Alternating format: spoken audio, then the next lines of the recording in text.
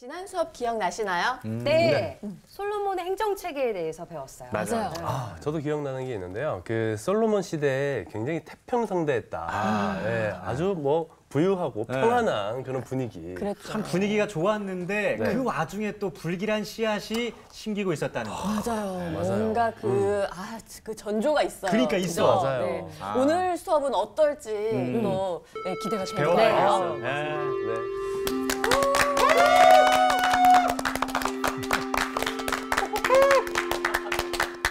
안녕하세요. 안녕하세요. 웬 환호?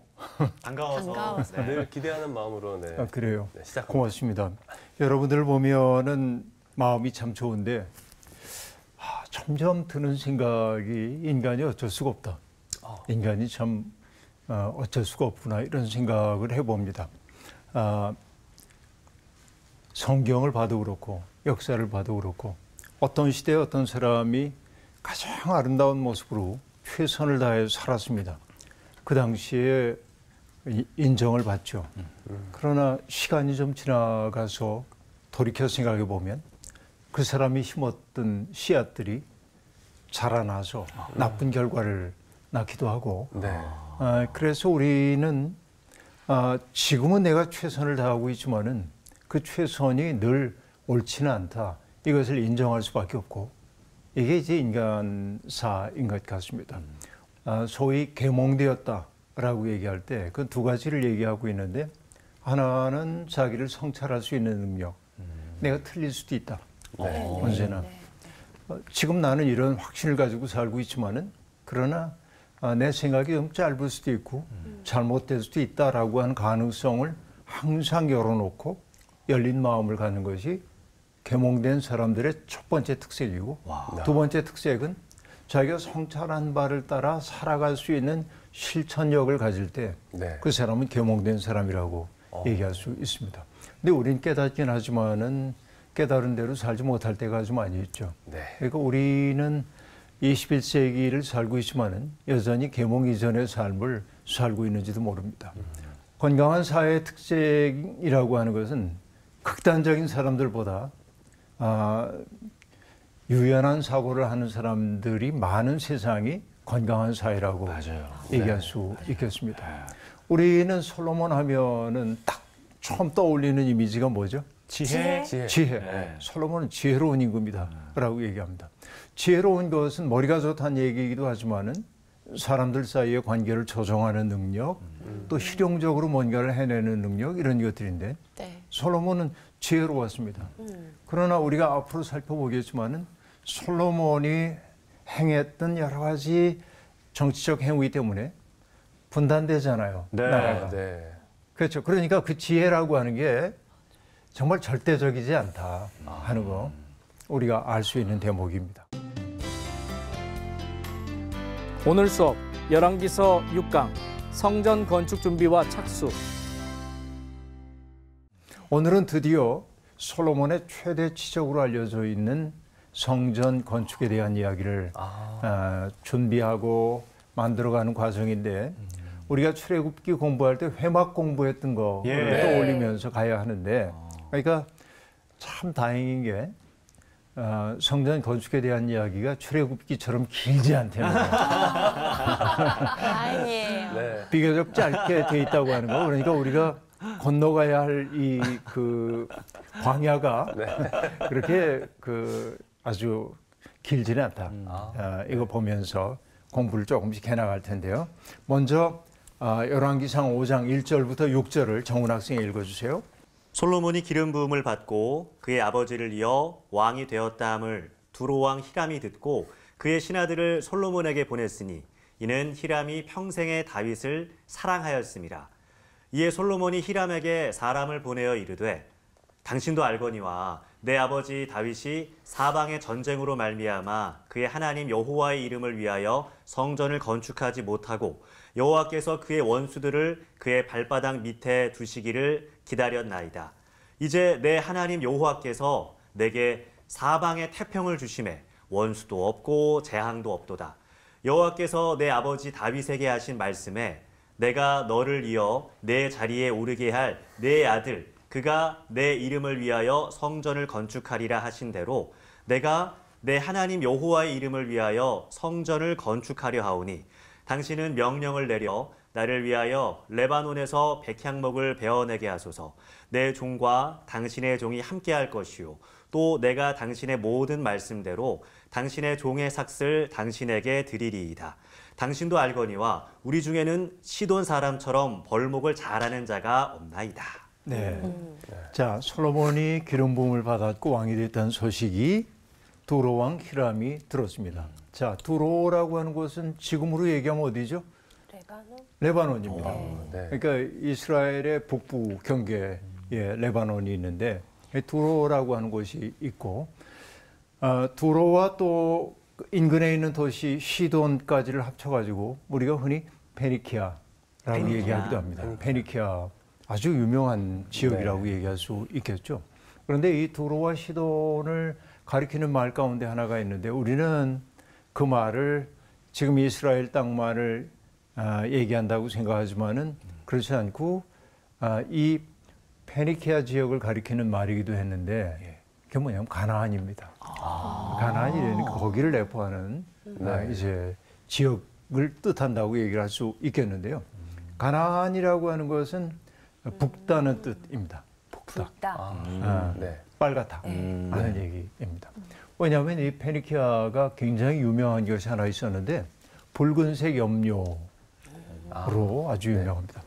색깔을 내는 게 고대 세계에서 이제 그 아주 그 사파이어빛 파란색 이런 것들은 얻기가 굉장히 어려웠어요. 네. 아프리카 지역에서 나는 보석류를 녹여가지고 만들 수 있는 게 이제 파란색이었거든요. 그래서 중세의 성화 같은 데 보면은 파란색은 그 마리아나 예수님의 옷을 살 때만 사용합니다. 왜냐하면 제일 비싸니까.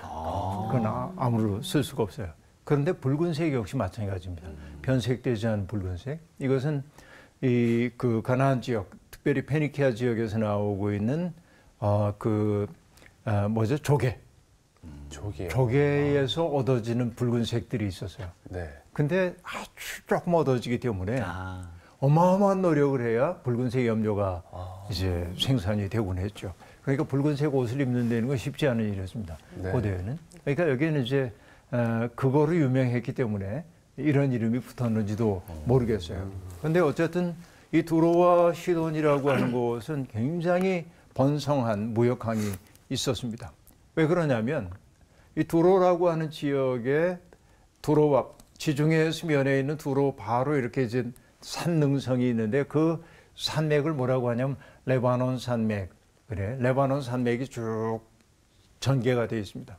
그리고 레바논 산맥과 마주보고 있는 산맥이 하나 있었는데 그 산맥의 이름은 마주본다는 뜻에서 안티 레바논 산맥 그래요. 안티는 반대라는 뜻이기도 하지만 이거 마주 서 있는.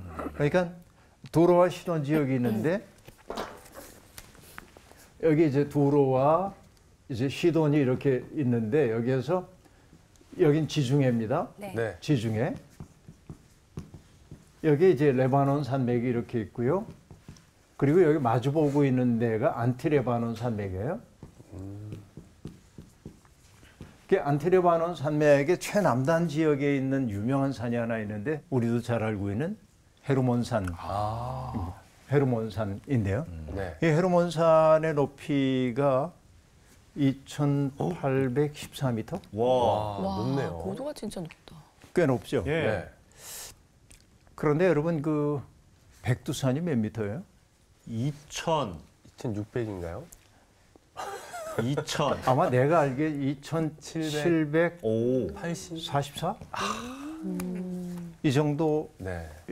였던 거로 기억을 하고 있는데 비슷하네요, 그러면. 이게 비슷한 높이, 백두산하고 비슷한 높이, 예. 백두산보다 조금 높은. 네. 그러니까 이게 헬몬산이라고 하는 것은 그 지역 사람들에게는 성산일 수밖에 없습니다. 네, 네.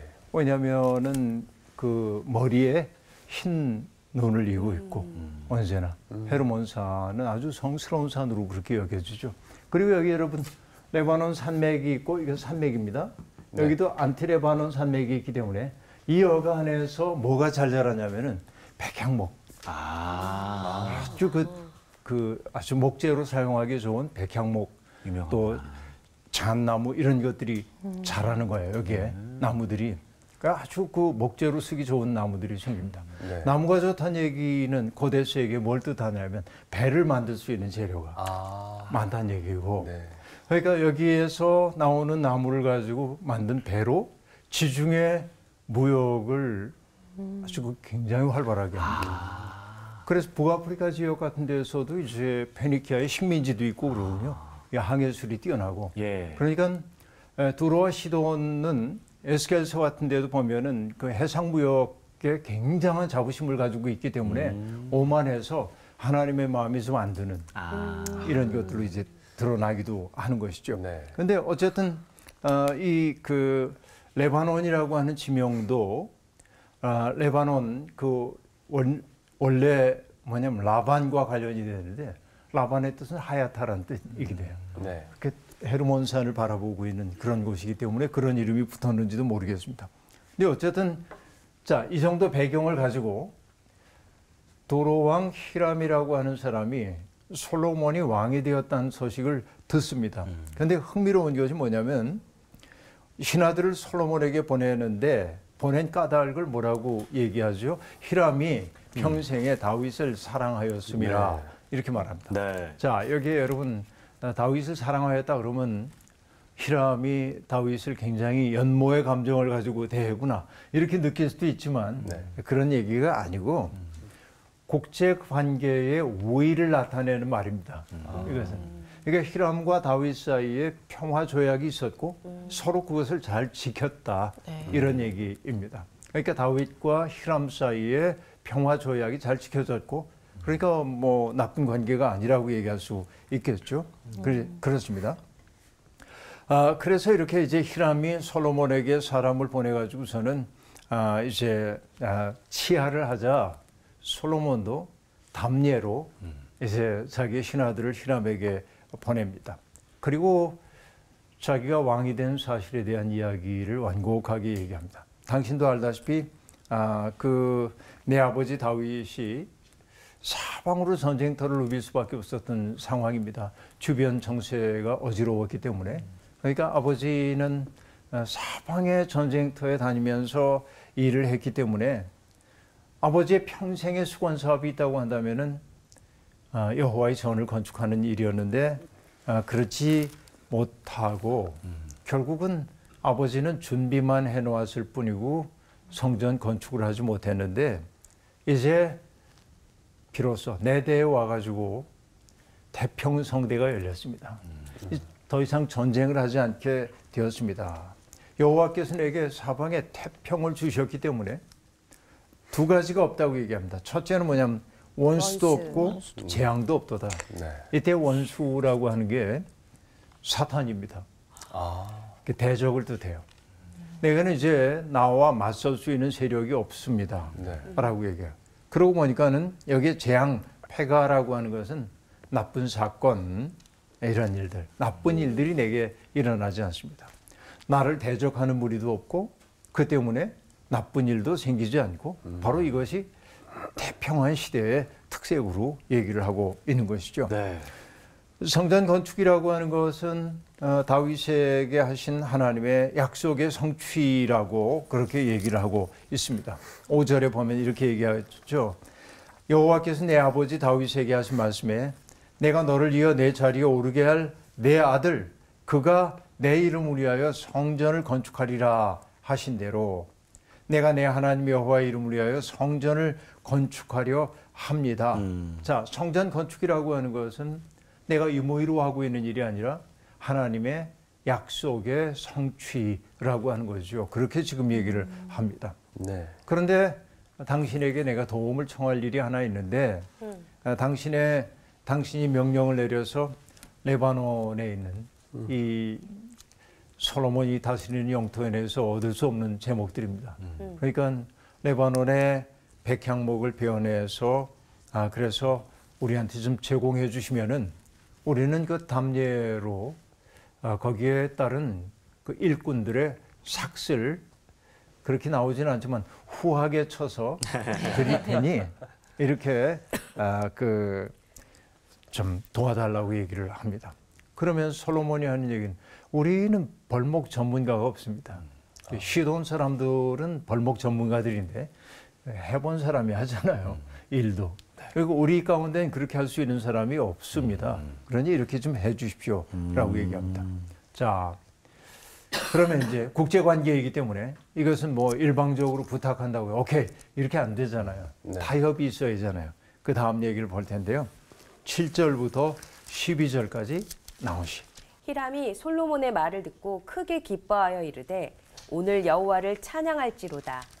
그가 다윗에게 지혜로운 아들을 주사 그 많은 백성을 다스리게 하셨도다 하고 이에 솔로몬에게 사람을 보내어 이르되 당신이 사람을 보내어 하신 말씀을 내가 들었거니와 내 백향목 제목과 잣나무 제목에 대하여는 당신이 바라시는 대로 할지라. 내 종이 레바논에서 바다로 운반하겠고 내가 그것을 바다에서 뗏목으로 엮어 당신이 지정하는 곳으로 보내고 거기서 그것을 풀리니 당신은 받으시고 내 원을 이루어 나의 궁정을 위하여 음식물을 주소서 하고 솔로몬의 모든 원대로 백향목 제목과 잣나무 제목을 주매 솔로몬이 히람에게 그의 궁정의 음식물로 밀 2만 고루와 맑은 기름 20고루를 주고 해마다 그와 같이 주었더라. 여호와께서 그의 말씀대로 솔로몬에게 지혜를 주신 고로 히람과 솔로몬이 친목하여 두 사람이 함께 약조를 맺었더라. 와. 네, 솔로몬이 히람에게 레바논의 백향목을 좀 주십시오. 그리고 우리 사람들은 벌목에 익숙하지 않으니 당신의 백성들이 벌목을 해서 보내주시면은 삭슬 치르겠습니다 하고 얘기하자 히람이 아주 기뻐합니다. 이 제안을. 그리고 7절에 보면 이렇게 얘기합니다. 크게 기뻐하여 이르되 오늘 여호와를 찬양할지로다 라고 얘기를 합니다. 자, 이 얘기를 두고 여호와를 찬양할지라 이방 왕이 여호와를 찬양해서 이렇게 감동하면 안 됩니다. 그래요? 이것은 외교적인 수사입니다. 지금 상대방의 어떤 그 신들을 인정하고 있는 국제관계의 선례를 따라 통상적인 예를 따라 이렇게 표현을 지금 하고 있는 것이죠. 그러니까 히람조차도 여호와를 인정해서라고 우리가 기쁘게 받아들이면 안 되고 지금 우리가 외교 관계를 지금 보고 있는 거예요. 서로 이제 외교적 언어라는 게 있잖아요. diplomatic speech라는 게 있어요. 외교적 연설 이런 것들입니다. 그러니까 그리고 여호와를 찬양할지로다 그러면서 그가 다윗에게 지혜로운 아들을 주셔서 그 많은 백성을 다스리게 하셨도다라고 얘기를 하고 있는데 이 흥미로운 것이 뭐냐면 여러분 열왕기상 3장 9절에서 하나님께서 솔로몬에게 너 바라는 게 뭐야? 라고 물었을 때 나는 이 많은 백성을 다스릴 능력이 내게 없기 때문에 하나님이 내게 듣는 마음을 주셔서 백성을 올바로 재판하게 해주십시오. 이렇게 청하잖아요. 네. 그런데 그 청이 이루어졌음을 이방 왕의 입을 통하여 재확인하고 있는 겁니다.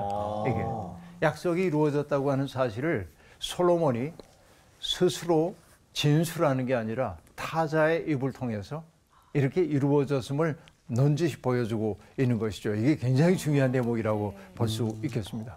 그러면서 이제 정말 이 많은 백성을 다스리게 하셨도다라고 솔로몬을 한껏 키워줍니다. 그리고 사람을 보내서 솔로몬 왕 당신이 내게 제안했던 말을 내가 잘 들었습니다. 참 좋습니다. 제가 백향목을 제공하겠습니다. 필요한 대로 잣나무도 제공해 드리겠습니다. 그리고 얘기합니다. 그리고 이 해운에 익숙한 우리의 종들이 레바논에서 바다로 운반하겠고 그 바다로 운반된 그것을 뗏목으로 엮어가지고 남쪽으로 보내서 당신이 받을 수 있도록 하겠습니다. 여러분 이게 나무 옮길 때 뗏목 이용하는 경우가 아주 지금도 그렇게 많이 하고 있거든요. 그대로 지금 얘기를 하고 있습니다. 그러니까 내가 당신이 원하는 대로 다 해드릴 테니까 당신이 기쁘게 받아주십시오. 그런데 그 조건이 하나 있습니다. 그 조건이 뭐예요? 9절 하반절을 보니까 나의 공정을 위하여 음식물을 주소서라고 얘기합니다. 자, 음식을 달래요. 먹을 것을 달래요. 네. 레바논이 척박하기 때문에 식량을 생산하기가 매우 어려웠던 것으로 그렇게 이제 보입니다. 그러면서 음식물 달라고 얘기하는데 그 음식의 분량이 얼마만큼이냐면 해마다 밀 2만 고루 하고 얘기합니다. 여러분 이게 2만 고루라고 한다면은 여러분 잘 상상이 안 될 텐데 고루라고 하는 것은 또 호멜이라고 한 단위하고 같은 단위인데 당나귀 한 마리가 운반할 수 있었던 곡식의 분량을 나타냅니다. 그러니까 2만 고루라고 한다면은 당나귀 2만 마리가 운송할 수 있을 정도의 양입니다. 적지 않죠? 네. 어마어마하다고 미치는 얘기할 수 장사 아니야 이거? 있습니다. 2만 고루를 달라고 얘기하고 있는데 예. 2만 고루면은 솔로몬의 왕실에서 7개월 정도를 사용할 수 있는 그런 그 막대한 밀이기도 합니다. 그 다음에 맑은 기름 20고루를 달라고 얘기하고 있는데 20고루는 사실은 얼마 되지 않죠. 네. 근데 이게 뭔가 잘못됐을 거예요. 그래서 보면은 역대하 2장 10절에 보면은 거기 뭐라고 나오냐면 내가 당신의 벌목하는 종들에게 찌은 밀 2만 고루와 보리 2만 고루와 포도주 2만 밭과 기름 2만 밭을 주리다 하였더라 라고 얘기하고 있는데 예. 곡물 단위는 에바 말인데 이것과 액체 단위인 바트가 거의 동일하다고 봅니다. 네. 그러면은 2만 말 굉장히 많죠. 네. 그러니까 기름과 포도주도 상당히 많이. 여기 20이라고 하는 게 어쩌면 뭐 좀 착 오였을 가능성이 있다라고 한 얘기입니다. 그러니까 바트라고 하는 게 약 몇 리터쯤 되냐면 리터로 하면 22리터쯤 되는데 2만 곱하기 22리터. 뭐 막대한 어마어마하다. 양입니다. 예. 그러니까 여러분 이 그 솔로몬이 지금 성전을 짓기 위해서 백향목과 잣나무를 받는 대신 정말 막대한 것이 레바논으로 넘어가야 하는 그런 상황이고 그래서 솔로몬과 히람 사이에 이제 약조가 맺어지게 됩니다. 동의했습니다. 그렇게 이제 일을 하게 되죠. 13절부터 18절까지 성화씨 읽어주세요. 네. 이에 솔로몬 왕이 온 이스라엘 가운데서 역군을 불러일으키니 그 역군의 수가 3만 명이라. 솔로몬이 그들을 한 달에 10,000명씩 번갈아 레바논으로 보내매 그들이 한 달은 레바논에 있고 2달은 집에 있으며 아도니람은 감독이 되었고 솔로몬에게 또 짐꾼이 7만 명이요 산에서 돌을 뜨는 자가 8만 명이며 이외에 그 사역을 감독하는 관리가 3,300명이라. 그들이 일하는 백성을 거느렸더라. 이에 왕이 명령을 내려 크고 귀한 돌을 떠다가 다듬어서 성전의 기초석으로 놓게 하매 솔로몬의 건축자와 히람의 건축자와 그발 사람이 그 돌을 다듬고 성전을 건축하기 위하여 제목과 돌들을 갖추니라. 자, 건축 준비가 이제 막 어지간히 이루어지고 있는데 네. 그러니까 여기 13절부터 보면은 솔로몬이 성전을 건축하기 위해 역군을 일으켰다고 되어 있는데 그 역군의 수가 3만 명이고 그리고 그 3만 명을 세 수로 나눠 가지고 그 10,000명씩을 레바논에 보내 가지고 레바논에서부터 살림을 운반한다든지 이런 일들을 하게 하고 나머지 2만 명은 여기에 다 교대를 하도록 만들었다 그렇게 되어 있고요. 네. 그다음에 솔로몬에게는 짐꾼이 7만 명이고 그다음에 산에서 돌을 뜨는 자가 8만 명, 15만 명이라고 네. 볼 수 있는데 여러분 이게 요즘의 인구로 얘기하자고 한다면은 15만 명이 그렇게 많지 않을지 몰라도 이 솔로몬 시대의 인구가 그렇게 많지 않았다고 본다면 한 집에 한 명 이상은 다 동원됐을 가능성이 있는 것입니다. 어마어마한 일꾼들이 이렇게 동원이 되었고 또 그 사역을 감독하는 관리들의 수가 3,300명 관료 집단입니다. 그들이 일하는 백성들을 거느렸다라고 얘기를 하고 있습니다. 자, 여러분 여기에 지금 동원되고 있는 사람들이 3만 명, 7만 명, 8만 명. 8만 명 이렇게 이제 굉장히 많이 있습니다. 자, 이것은 노예 노동은 아닙니다. 물론 그렇죠. 아직은 노예 노동이 아닙니다. 일시적인 징발입니다. 일시적으로 우리가 이 대사를 하기 위해서 좀 헌신하라고 얘기하는 것이죠. 아마 정말 하나님의 집을 짓는 일에 우리들이 헌신할 수 있다는 게 그들에게 기쁨이었을 수도 있겠습니다. 네. 처음에는. 그렇죠. 어떤 일에 동참하는 일, 그러니까 어떤 그 공동체의 일에 동참하는 일은 공동체의 정체성을 만드는 일에 매우 중요합니다. 그 자리에 내가 있었다고 하는 사실이 참 중요할 때가 있습니다. 네. 그러니까 최초에 이 일을 시작할 때는 백성들이 이거를 매우 기꺼운 마음으로 참여했을 가능성도 있습니다. 네. 문제는 네. 감격과 기쁨이라고 하는 것은 휘발성이 강해서 금방 사라지고 네. 삶에 불편이 찾아오고 내가 내 집도 건설을 하지 못하고 있는데 징발이 돼가지고 이렇게 감으로써 내 처와 자식들이 굶주리고 어려워하고 피골이 상접해가고 이런 모습을 볼 때 기쁨은 사라질 수밖에 없고 네. 불평과 불만이 터져나올 수밖에 없는 것이죠.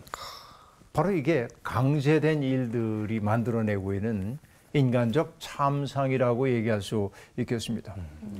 여러분 우리가 흔히 애굽하면 피라미드를 떠올리게 되는데요. 네. 피라미드 건축할 때 많은 사람들이 노예들이 동원됐을 거라고 생각하지만 네. 네.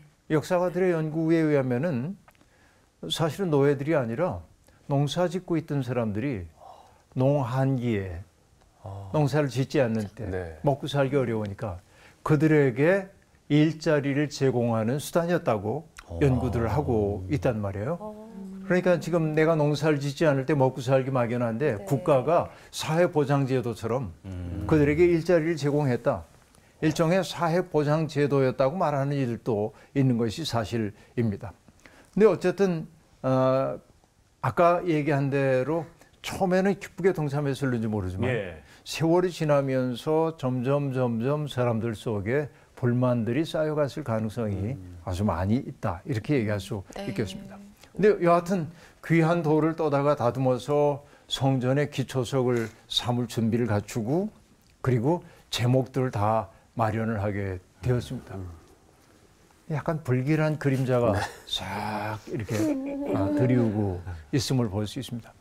가장 아름답고 경건한 일을 지금 하고 있는 건데 성전을 네. 짓는데 그것이 우리가 회막을 건축할 때는 우리가 공부를 그동안 출애굽기에서 해왔잖아요. 네. 회막 건설에서 매우 중요했던 일 가운데 어떤 것들이 있었죠? 자원하는 자원하는 마음. 맞아요. 백성들이 자원하는 마음이었다.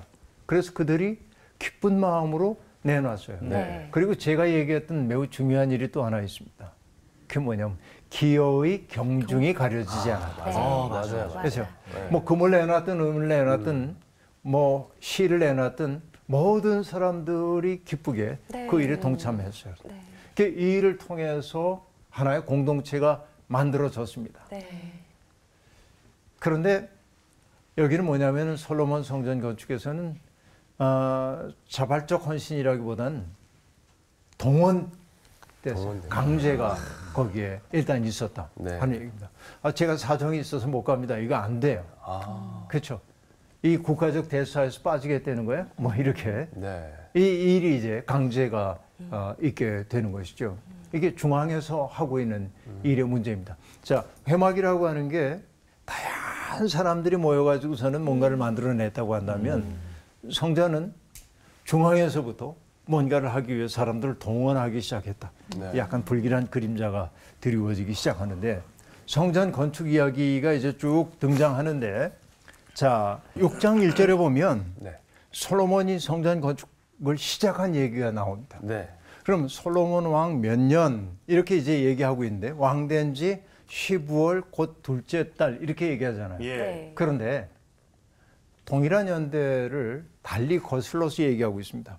뭐라고 얘기해요? 애굽 땅에서 나온 지 480년이요. 이렇게 얘기합니다. 굳이 출애굽과 연결을 짓고 있는 까닭이 무엇일까요? 그것은요. 성전 건축이 출애굽의 완성을 나타내볼 상징하고 있는 것입니다. 네? 네. 그러니까 출애굽의 완성은 성전 건축이야. 이런 주장이 이 말 속에 담겨 있는 거예요. 근데 여러분 480이라고 하는 숫자도 예. 네. 480은 12 곱하기 40. 40년. 12가 완전수이고 네. 한 세대의 수를 옛날에 40년으로 보잖아요. 네. 요즘 30년으로 보지만 네. 그게 뭐예요? 하나님의 계획 안에서 지금 일어나고 네. 있는 사건임을 보여주기 위한 연도임을 알 수 있습니다. 그러니까 솔로몬의 성전 건축이라고 하는 것이 출애굽의 완성으로 지금 이미지화되고 있음을 알 수 있습니다. 그러니까 이 얼마나 놀라운 치적인지를 보여주고 있는데요. 6장 2절부터 보면은 성전의 규모가 등장하고 있는데 성전의 길이가 60규빗 하고 얘기합니다. 규빗이라는 게 여기 팔꿈치에서부터 요 손끝까지 나타내기 때문에 보통 45 내지 50cm로 봅니다. 그냥 크게 봐서 50으로 얘기해 봅시다. 네. 고대인들이 그 크지 않았으니까 45가 맞겠지만 50으로 그러면 60규빗이면 얼만큼 돼요? 이렇게 300.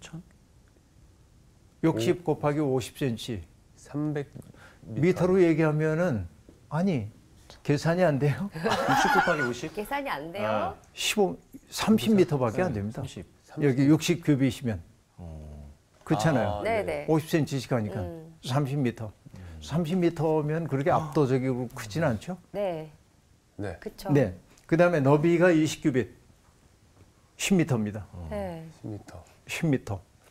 그다음에 높이가 30규빗. 15m. 15m. 뭔가 잘못된 거 아니에요? 왜 이렇게 아니에요. 조금해요? 이 정도 규모. 아, 네. 그래요? 성전의 규모가 이제 이 정도로 지금 지어지게 되는 것입니다. 성소 앞 주랑의 길이가 20규빗. 그러니까 뭐 한 10m. 네. 그다음에 너비는 성전 앞에서부터 10규빗 이렇게 얘기하고 있는데 그래서 뭐 붙박이 창문을 만들고 성전의 성전의 틀을 이렇게 만들고 나면은 우리가 알다시피 성전하고 얘기하면은 이렇게 이제 이게 전체 성소라고 얘기한다면은 여기에 이제 지성소가 이렇게 있잖아요. 네. 네. 그리고 여기 이제 성소입니다. 이 지성소와 성소를 이렇게 짓게 되고 여기 이제 여기 이제 그 지성소는 1년에 한 번씩 대제사장만 들어갈 수 있는 것이고 성소는 제사장들이 활동하는 공간이고 그 뒤에는 유대인들 남자들의 공간이 있고 그 뒤에는 여자들의 공간이 있고 이방인의 뜰이 있고 이렇게 이제 구조화되어 있는 곳인데 여기에서 보면은 성전의 벽, 성소와 지성소의 벽에 여기 이 벽에 돌아가면서 다락방을 짓습니다. 이렇게. 왜냐하면 사람들이 묵기도 하고 물건들을 두기도 해야 되고 그러니까 많은 다락방들을 짓게 만들었고요. 네. 그리고 그 높이가 15m였기 때문에 3층 구조로 만들어 놓았습니다. 네. 위로 올라갈수록 오히려 넓어지는 구조를 선택하게 되었다고 얘기하고 있고요. 그래서 이 여기에 붙여놓은 골방의 석가래가 성전 내에 뚫고 들어가지 못하도록 아주 그 성전은 거룩한 공간이니까 네. 이렇게 만들었다고 얘기를 하고 있고 이것이 이제 그 6절까지의 얘기 쭉 나타납니다. 자, 근데 여하튼 여기 이렇게 보면은 성전 건축에 쓴 돌 이야기가 등장하고 있는데 예. 네. 7절에 보면은 건축할 때 돌을 그 뜨는 곳에서 다듬고 가져다가 건축하였으므로 건축하는 동안에 성전 속에서는 방망이나 도끼나 모든 철 연장 소리가 들리지 아니하였으며 그렇게 말하고 있습니다. 네. 그러니까 돌 뜰 때 이미 아주 정교하게 그것을 아주 다듬어 가지고 와서 성전 내에서는 그런 소리가 들리지 않게 했다. 이건 굉장히 의도적인 표현이 있는 것을 알 수 있습니다. 거룩한 공간. 네. 거룩한 공간에서 모든 것이 조심스러웠음을 보여주는 대목이기도 한데요. 다양한 얘기들이 있습니다.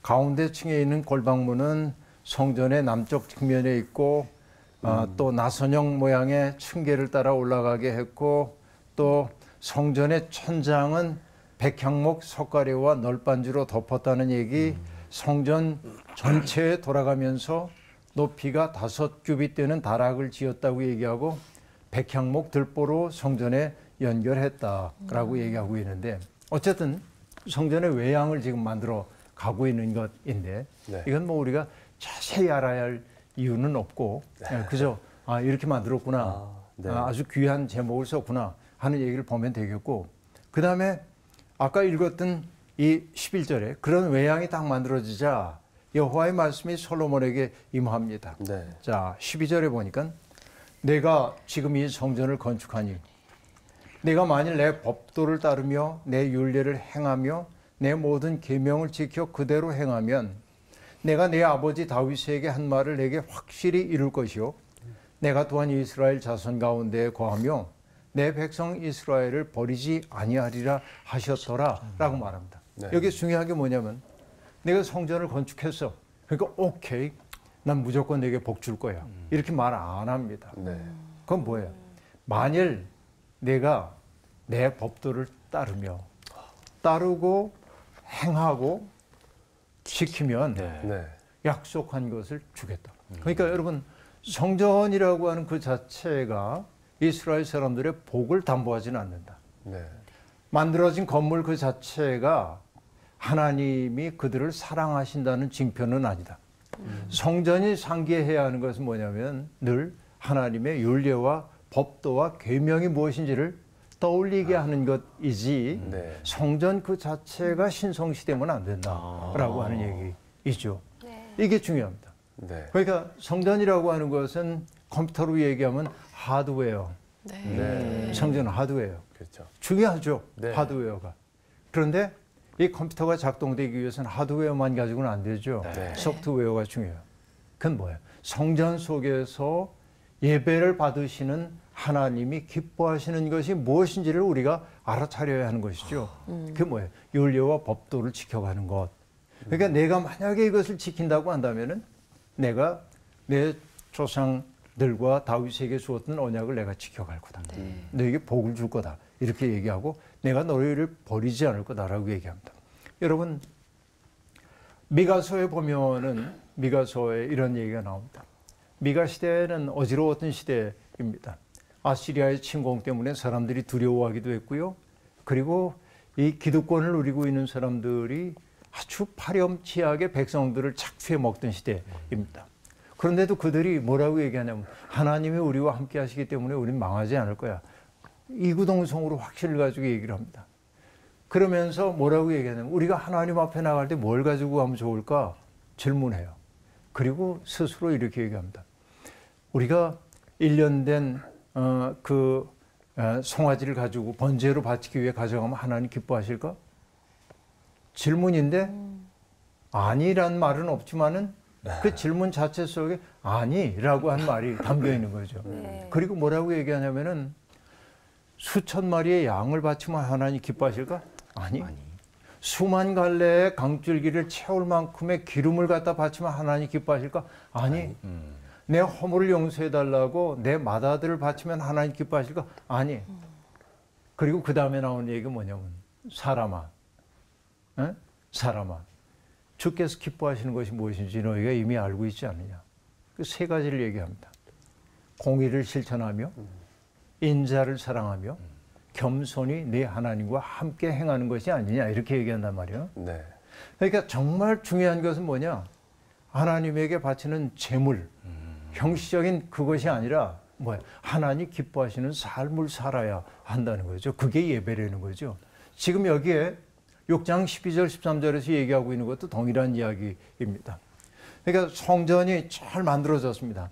그러니까 이제 넌 무조건 복 받을 거야가 아니라 잘 만들었어. 그런데 내가 나의 계명 율례 법도를 지키고 행하고 따르면 내가 너희에게 주었던 내 조상에게 주었던 그 약속들이 다 이루어지게 될 거고 어떤 경우에도 내가 너희를 버리지 않게 될 거야 라고 얘기하고 있습니다. 중요한 게 뭐야? 내가 이렇게 한다면입니다. 그러니까 거꾸로 얘기하면 뭐냐? 내가 이렇게 아름다운 성전을 지었지만 소프트웨어라고 얘기했던 그 삶의 내용을 잃어버리는 순간 이 성전은 무가치하게 돼. 네.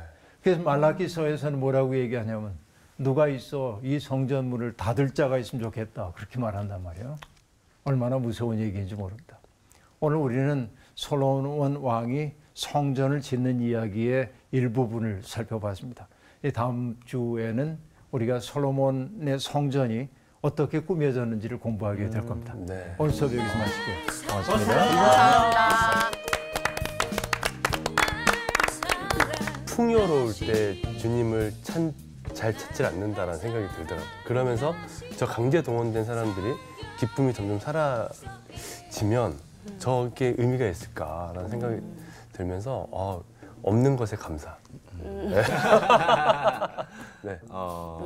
그렇게 조심스러워하면서도 이게 결국은 또 법도도 따르지 않고 율례랑 계명도 지키지 않으면 너희는 없어 이렇게 맞아요. 의미가 없다는 이것도 굉장히 엄격한 또 하나님의 모습도 또 보여지는 것 같아요. 그러니까 되게 거룩하다는 게 뭘까 그런 생각이 들면서 되게 경외심? 되게 조심스럽고 맞아요. 되게 두렵고 떨리는 마음 그런 게 생기네요. 어떻게 보면 우리는 다 헤아릴 수 없는 그런 시간들도 하나님의 계획 안에는 흐트러짐이 없구나, 빈틈이 없구나. 야, 내 삶의 어떤 하나님의 프로젝트에서도 이렇게 일하고 계시겠구나. 네. 생각하니까 좀 약간 소름 돋았어요. 너무 감사하고. 결국 우리 한 주 동안 좀 더 거룩하게 살아가는 방법밖에 없는 것 같아요. 네. 거룩하게 살아가시죠. 네. 봅시다.